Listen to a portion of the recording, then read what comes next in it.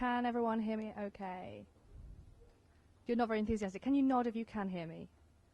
There's a person who's died at the back. Okay. You can't hit. Is it okay? Good. Okay. Hi, I'm Lorna. I have already uploaded these slides. They do have some code in them, so if you would find it helpful to have the slides on your own device, feel free to download now. My Twitter account has just tweeted a link as well, hopefully, if I understand time zones. We'll see. I'm here as more of an enthusiast, I guess, than an expert. I did not build PHP7, but I'm a PHP consultant. I have been working with PHP for more years than I'm going to admit. And I just want to show you what's new and tell you what I'm excited about with this new version. So just to set the scene so you understand where we are in PHP version numbers, PHP 5.5 is expired. You have a few months left on security fixes, but essentially that's end of life. PHP 5.6 is stable. That's our current PHP 5 release, and they have extended security support on that enormously. So for applications that for any reason are stuck on PHP 5, you have got extended security support on that. PHP 7 was released in December, and it's the first major version release in PHP for over a decade. This is very, very, very big PHP news that we have finally done a major major version release. If you need to present this information to your management, go here. There's a nice representation graph thing that managers will like. The first thing I need to tell you about PHP 7, PHP 7 is fast. Now, I give a lot of talks about PHP, and when PHP 5.4 came out, I said, hey, PHP 5.4 is really fast. I had no idea. I knew so little. PHP 7 is much, much faster. So I've brought you a graph. We like graphs. I've brought you a graph showing you a comparison of the speed. And I've gone all the way back to PHP 5.3 so that you can see the difference between PHP 5.3, that 5.4 speed up, and the intermediate versions right up to 7. So 5.3 on the left, PHP 7 on the right in green. This huge speed up that I was excited about 2 years ago is here. And this is how much faster PHP 7 runs. This graph is time taken to do a specific task, on average, a large number of times. It is the bench.php script from the source directory in PHP. It basically does a bunch of loops and algorithms. So you don't see the kind of object-oriented related speed up that was in 5.4. But the relative speeds are, yeah, this is what I'm seeing in the real world. It is just this much faster. Why is it faster? It grew from something called the PHP Next Generation project, PHP NG. A bunch of our smartest minds in PHP ran some benchmarks and then spent a year making the graph go downwards. That's cutting a very long story and a lot of very hard work. Really short, but that's how it happened. There, you will see influences in PHP 7 from HHVM and also from Hacklang. Some of those things have come back over into PHP 7, and we do have people who contribute to both projects and participate in both projects. To achieve the speed up and to implement some other awesome changes, we made changes to the internal Zend engine, which is why there's a major version release. PHP 6 did exist. This is completely different, which is why it's called PHP 7. There's no official 6.0 release. I could be oversimplifying the issue, but the reason that it's faster is because, in layman's terms, everywhere we store a variable, we store one less level of indirection than we had previously inside the engine. Good news, this makes PHP fast. Bad news, every extension that exists needs rewriting, all of them. Not one single extension can be simply recompiled for 7. They all have to be updated. I have spent the last year running this project, Go PHP 7 extensions, to keep track of what's done, what's not done, what situation we're in. Most things are done.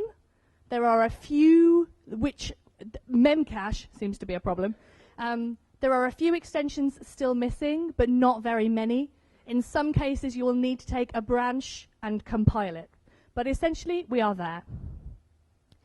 If you like speed graphs, go here.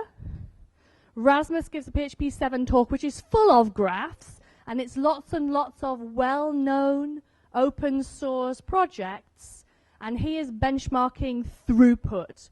So that's more like how much load you can put through. Click.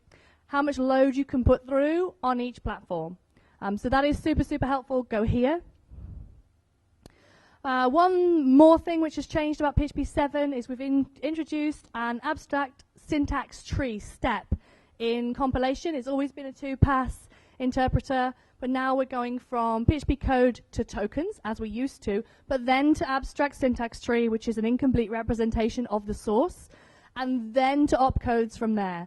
This means that we've been able to build the opcodes faster, but also implement some much more consistent and cleverer ways of compiling because we've got all of the functionality of the trees there. So cool new functionality and also faster abstract syntax trees. What's cool about this is it's also exposed to userland, so you should expect a lot of excellent static analysis tools to become available in PHP. Let's talk about new features. The Spaceship Operator seems to be the PHP feature which has the most hype. I don't hear a lot of good explanations, so let me try and teach you, and you can teach your colleagues when you go back to the office.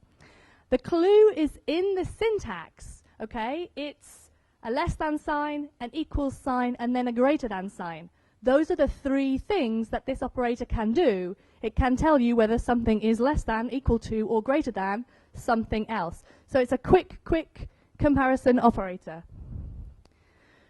If something is greater than the other thing, you will get a 1. It's not a measure of difference, just a 1. If they're equal, you'll get a 0. If the first thing is less than the second thing, you'll get a -1. Again, it's not a measure of difference. Like the other PHP difference operators, when you compare things, you get 0 if they're the same. But if they're different, you get a measure of how different. This is just 1, 0, or -1, and that's it. Spaceship Operator. This is going to be super helpful when, if you're doing a lot of sorting, or you need to do a lot of quick comparisons in a loop, those kinds of things, this is going to be very handy. Ternary Shorthand, this is a PHP 5 feature. I just want to refresh you on it so I can show you something new in PHP 7. This is Ternary Shorthand. You look at line 1, we're going to evaluate count, and if count is truthish, then we'll return the thing after the question mark, $count. And if it's falsish, then we'll return the thing after the colon. So we evaluate this section. If it evaluates the true, we return this. If it evaluates the false, we return this. Because these are the same, then we can fold it up and write the shorthand like this. So this is the ternary shorthand operator we have in PHP 5. In PHP 7, it's not a very exciting name. The null coalesce operator is 2 question marks. And what this means is the same as the ternary shorthand, but instead of testing if the first thing is true, it tests if it is set. So we have ternary with is set. So in this example, I've set $B to 16. Look at line 3. When we do $A, null coalesce to A isn't set. So A returns false, and the is set returns false, and we return 2. Look at line 4. A isn't set. B is set. So we just return B. And this idea of chaining them together is how this operator gets its name. It's a null coalesce. So the idea is you put them along in the order that you want them, the most specific first. You could imagine using this for user has a specific setting, application has local configuration, here is the default value. Right, so whichever one we get to that works, we use that. We don't need to do lots of testing. We can just wrap them up, and as soon as one exists, good, use that one. It's nice and quick. PHP 5 had type hinting. PHP 7 has type hinting, but they're better. So we've always had this. You could pass this array and use array or object class interface naming when you're passing type hints. If you pass in the wrong parameter type, you get an error. So here I've passed a number as the first argument instead of an array. PHP 5 will give me a catchable fatal error. Catchable in the sense that this is going to hit your error handler and you can convert it to an exception, at which point it will go back to where you came from. I would call this a theoretically catchable fatal error. Anyway, in theory, it's catchable. In PHP 7, it gives me this fatal error, uncaught type error. And type error is a thing. This gives me a problem because I want to talk about type hints, but you've just noticed we got new error handling. So I'm going to talk about type hints first, and then in 4 minutes' time, I'm going to talk about error handling. Okay, let's talk about type hints. PHP 7 has more data types. We got our scalar type hints. You can type hint on string, int, float, and bool. That means these became reserved words. So when you employed a Java programmer for a while, and that person made a string class in your code base, going to need to rename the string class when you upgrade to PHP 7 because string is a reserved word in PHP 7. The way that we use these is the way that you would expect. So they just go before the parameter, and we can declare an array, pass in an array and an integer, and the function will work. What do you notice about my integer? It's got quotes round it. Not much of an integer. By default, PHP will type juggle. By default, it will realize that when you pass 2 like this, maybe it came from a web form, you mean 2, right?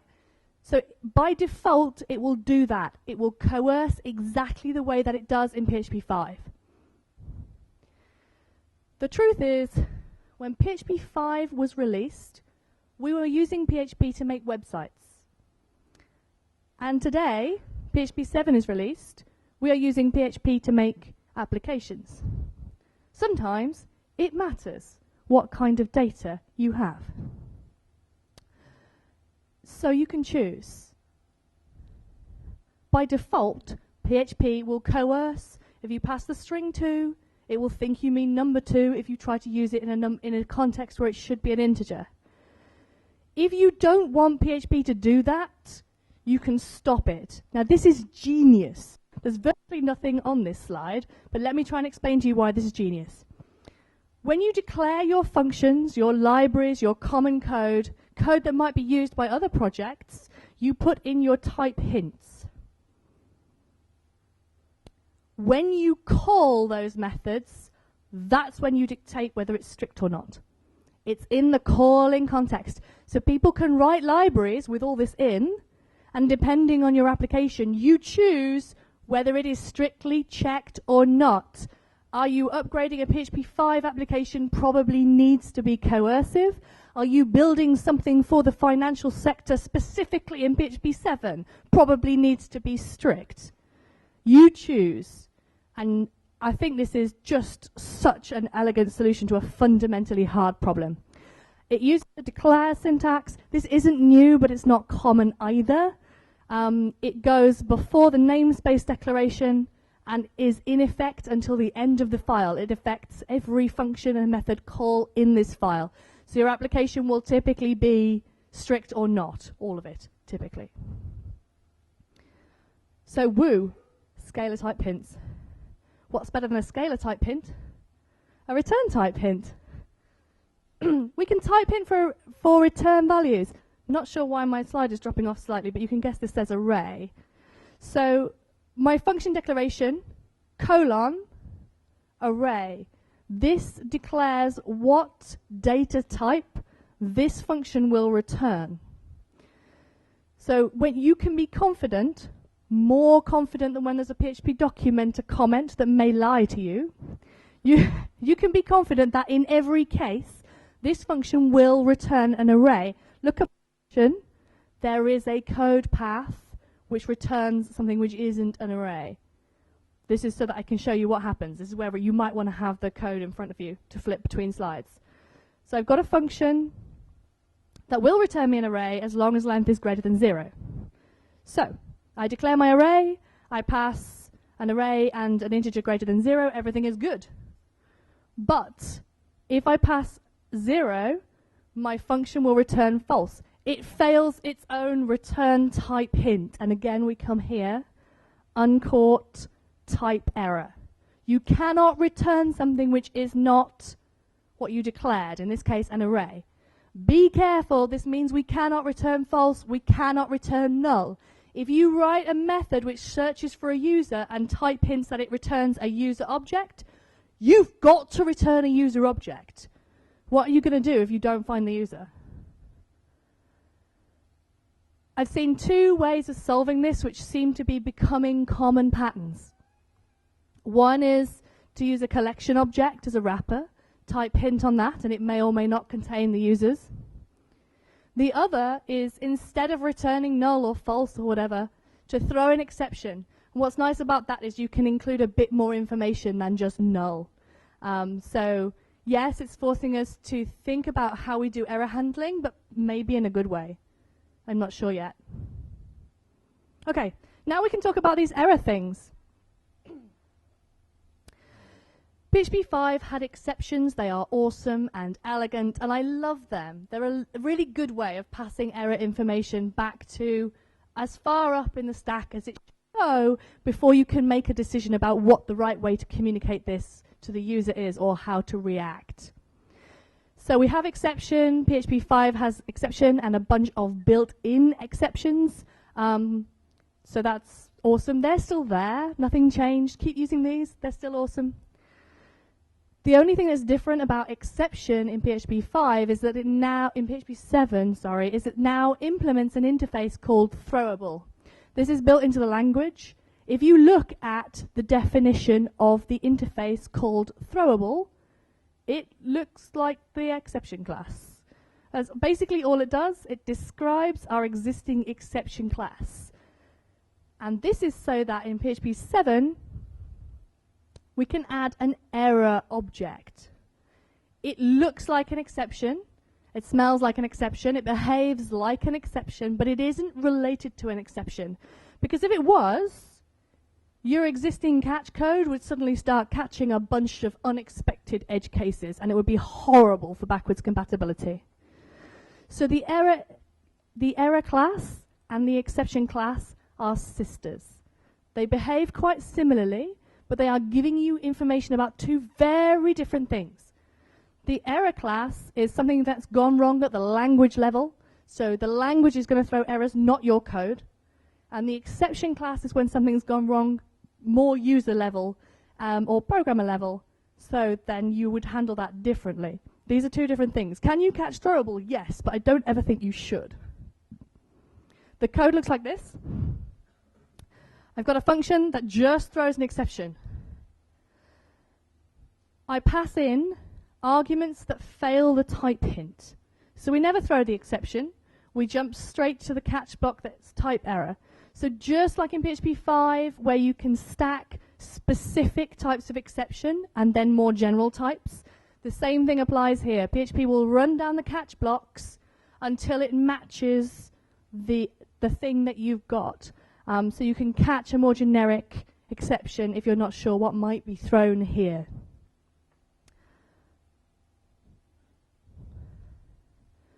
This means that we can catch things that previously have caused a fatal error. For example, the one about calling a member function on something that's not an object. PHP 5.6 introduced the ability to to give you a bit more information about what it was it did call it on, before this it just used to say not an object or something, unknown, not sure. So this is 5.6's error. PHP 7 throws that as an error that you can catch. So if you try and either fetch an object, this is useful in a fluid interface where you make a method call, you expect it to return an object, then you call another method immediately. Rather than just fatal error, boom, stop. PHP will give you the opportunity to hook into that and respond, even if it means just displaying the error message with the kittens, saying, oops, sorry. At least it's clean. If you have resources open, you can close them, that kind of thing. So for this, I would just wrap my code in try, as you usually would, but I'm catching it's an error. Not all of the PHP language has moved over to using error yet. I would expect every release of PHP to have more of these, replacing fatal errors, and in some cases warnings with these errors, so you can catch them in your own code. We've got random thing functions, random bytes and random int. I've lost count of the number of times I've messed about with that OpenSSL pseudo random bytes thing. Nice wrappers. This isn't anything that PHP couldn't do already, but it's a much nicer wrapper. If you want to do this in PHP 5 or earlier, there's a userland port. This is just a really nice addition that I wanted you to know about. So for your existing applications then, what does this mean? How will you upgrade? Well, you will upgrade. If you've done the upgrade from PHP 5.2 to 5.3, I think that's the hardest one. If you've done 4 to 5, yeah, it was hard. It was difficult, but it was okay. 5.3 to 5.4, there were definitely some issues, yeah. But it wasn't impossible. 5.6 to 7, much easier than any of those upgrades that I've mentioned. Much easier. PHP 5.6 to PHP 7 as an upgrade is easier than many of the upgrades within the PHP 5 branch. The 7.0 release, the major version release, is because there are changes to the internal engine. As a userland coder, I don't actually care. They've taken a huge amount of care over backwards compatibility. There are some things that can catch you, and there are tools that will identify those. You will upgrade your applications. This thing runs twice as fast. There's no reason not to. So, let me tell you about uniform variable syntax. This is definitely a feature, but it is the thing most likely to break your code. In the last few releases of PHP 5, so 5.4, 5.5 particularly, we added some extra syntax. You started being able to dereference arrays, return from functions, and that kind of thing. It was really patchy which things worked and how the order of precedence worked, like how it resolved it all. It was really, really unclear. The good news is it's really clear. It's going to read left to right, and we're supporting many, many more combinations of syntax now. The bad news might break your PHP 5 code. If you're using a lot of variables, calling methods, accessing array with method calls inside, with fluid interfaces, with the, right, you know if this is your code. You know if you work with this project, okay? If you do, you need to just check everything's okay. There are some great examples here in the RFC which will show you all of the edge cases, so go and have a look. But do check your code because the changes are really subtle. You normally won't see errors. You'll normally just see, in some cases, this behaves slightly differently, which is horrible. So check this. A tool that will help you enormously with checking is called FAN. It's the PHP Analyzer. It's the first of those static analysis tools that I mentioned we can now use because we have abstract syntax trees. So we can evaluate our source code like normal people. I told my Python friends that we had AST in PHP 7 and they got very, very, very excited. So yes, this is going to be a good feature. The static analyzer fan reads your code, also reads your PHP documenter comments if you have them, warns about backwards compatibility breaks, warns about things like you need to change this because the uniform variable syntax has changed, warns you about undeclared things, warns you about suspicious things. That's one of its error returns. This code is suspicious. Oh, thanks, fan. Really, really interesting. And where you need a PHP7 installation to run this code, but it's a static analysis tool. So you don't need to set up your application on a PHP7 code base. You just need to get a VM with this fan running, and you can point it at any of your other repositories. I've used this on a bunch of mine, even the ones that I'm not upgrading yet. And it's shown me some really interesting stuff about my code. So that is awesome. Another thing it has on its wiki is a really good piece of advice for how to deal with upgrading a really big code base. Fan is very, very verbose. You're going to run it, it's going to give you 50,000 lines of output, and you're going to pretend you never did that. So now read this, which helps you to prioritize the more important things, shows you how to group those errors together. I made one change in one of my open source code bases and eliminated half my errors. So do it, it will freak you out. Then read this and then work through it. One thing that changed in PHP 7 was the way that for each works. Because nobody uses for each, right? So that's not going to break every application on the planet at all. The changes to for each are actually to remove the weirdness that is in 5. But if you were relying on that weirdness, there's a little bit of risk to your applications. The main change is that the array pointer doesn't move. So if you are relying on an array pointing to a specific element after a for each, or if you break out of a for each, that isn't going to work anymore. Look out for calls to current and next, either inside your for each loop or just after your for each loop, and be super careful assigning to the thing that you are looping over, because we are looping over a copy of it, not the actual thing. So you can assign into the array you're for eaching over, but PHP will not for each that. It'll only for each the thing it was already for eaching. Does that make any sense? Okay. Lots of examples here. Again, really, really good examples. Because PHP has an RFC process now, we get to debate and argue about and document the edge cases. And so there's documentation of the edge cases, which is new for PHP. I love it. In 5.3, we introduced eDeprecated, and then we promptly flagged lots of things as eDeprecated, and then we didn't actually deprecate very many of them. You should expect things marked eDeprecated to be gone in PHP 7. There is an RFC which has been agreed to remove a bunch of functionality. Nobody's actually written the code. The MySQL underscore functions really are deprecated. They're definitely gone. That's doing you a favor. That extension hasn't been maintained in a decade. Use one of the other MySQL ones. Use PDO. It's awesome. Look out for the PHP 4 constructors. You would think these would be removed. They're actually only as removed as they were in PHP 5, which is both more and less removed than you would expect them to be. How to upgrade to PHP 7? Upgrade to PHP 5.5 or 5.6. I'm being gentle. I'm going to permit 5.5 because the Ubuntu LTS releases are still on 5.5, and I know lots of people running 5.5. The difference between 5.5 and 5.6 is really small. So get onto one of these versions. That is step 1. Step 2, now run it on PHP 7.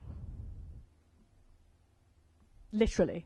I have not had to do very much to my applications to get them upgraded. You probably want to run Composer Update. A few of the libraries needed to update. But apart from that, put it on a test platform, run all your integration soak tests, put it on one of your web servers, see what happens. It's not a big breaking upgrade at all. and the performance improvements are compelling. As is normal for PHP, there is fabulous documentation. The migration instructions are actually very good, and they're also split down by extension, so you can look at what's specific to the areas of PHP that you are using. If you need to convince your boss or your client, tell them how fast it is. Like, you can do the maths. Sometimes you need to be an advocate for your application. I know we'd rather write the code. Sometimes we need to play the business game. So, work out how much faster it's going to run, work out how much that's going to cost you per year in servers, and then tell them you're upgrading it. Alternatively, do it by stealing half an hour every day, setting up a new virtual machine, benchmarking your application on both platforms. You will probably get the data that you need without doing any more work than that. And the upgrade shouldn't be painful. You will probably find your application runs on PHP7. If you contact me for migration consultancy and you haven't even tried yet, I won't sell you my time. Like, go and upgrade to PHP7. If you have a problem, I will help you. But you probably don't need me, so you need to go and try it yourselves. It's that easy. How to install PHP7?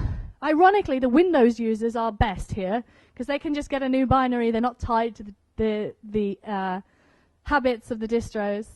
Linux users, either wait for your distro or use one of the PPAs available. They are very stable. Looks like Ubuntu will have PHP7 only in its next LTS release next month, which is brilliant news, because I am not waiting another 2 years. Or you can just compile it. As PHP developers, we often don't compile code, but it's not hard. And that Go PHP7 extensions project has, because it's aimed to get people started with compiling PHP and working with extensions, has some really good instructions. So I definitely would point you there if you want to do this, because you need to, or for fun. So, where are we and where are we going? Well, PHP 5.6 support, as I said, has been extended enormously. So although development will finish this year, you're getting 2 years of security fixes, which is massive. That's really generous from the core contributors. I think it's nice. Yeah, I think it's reasonable. PHP 7.0, any jokes you've heard about running a 0.0 release in PHP do not apply to PHP 7. 7.0, we're on 7.0.4 right now, is stable. Lots of people running it in production. Lots of people really enjoying the hardware cost savings. So that is safe. 7.1 will be out later in the year. It looks good. There's a few things gone into PHP 7.1 and a few more really exciting RFCs still in the voting stage.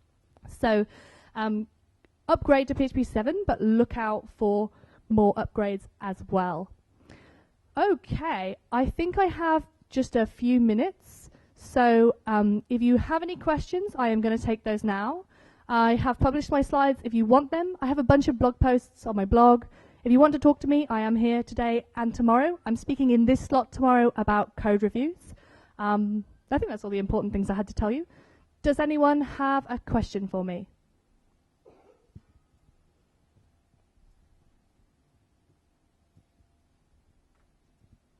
This is going to be really easy. Good, awesome.